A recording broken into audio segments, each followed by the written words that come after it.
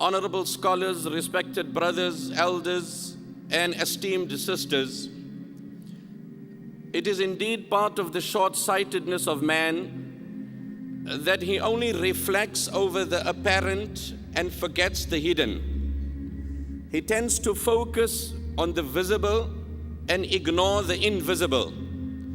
He highlights the prime of issues and discards its end result. Whereas in the Quran, Allah repeatedly invites us to introspect and reflect over the depth of matters, and more importantly, on its final result and its outcome. In other words, the gaze of a believer is not superficial and shallow. The gaze of a believer is deep, far-reaching to the end. By way of example, Allah subhanahu wa ta'ala says in the Quran, أَوَلَمْ يَسِيرُوا فِي الْأَرْضِ فَيَنْظُرُوا كَيْفَ كَانَ عَاقِبَةُ الَّذِينَ مِنْ قَبْلِهِمْ. Why not travel the earth and reflect over the nations that occupied the earth before you? And the key thing that the Quran invites us, كَيْفَ كَانَ عَاقِبَةُ, what happened to them in the end? To be relevant with the happenings of the world today, we have the Eurozone crisis, Greece, Spain, Portugal, Hungary, and heaven alone knows what happens beyond.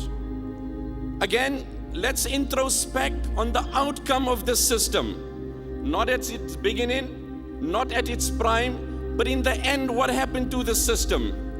The Prophet ﷺ said it very eloquently, إِنَّ الرِّبَا وَإِن كَثُرْ فَإِنَّ عَاقِبَتَهُ تَصِيرُ إِلَىٰ قِلٍّ.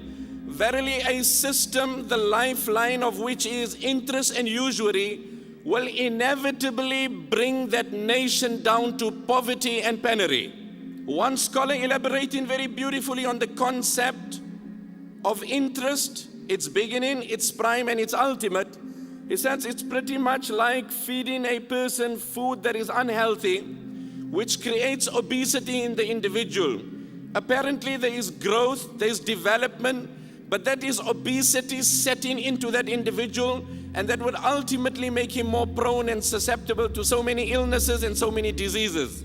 In the very same way, if we look at the system today, it is running on that very same system, and unfortunately, you and I that have the Islamic system in place, to counter this, we are hoarding this formula.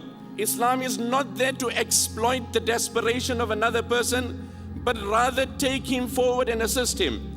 So if I have $50,000 and somebody needs to buy himself a car, Islam would teach me that I don't milk his desperation, I don't exploit it, but rather I give it to him as a gesture. And what would I get in return? This kind gesture will bring blessings, divine happiness, and barakah in my home. This is the Islamic module, this is the Islamic example.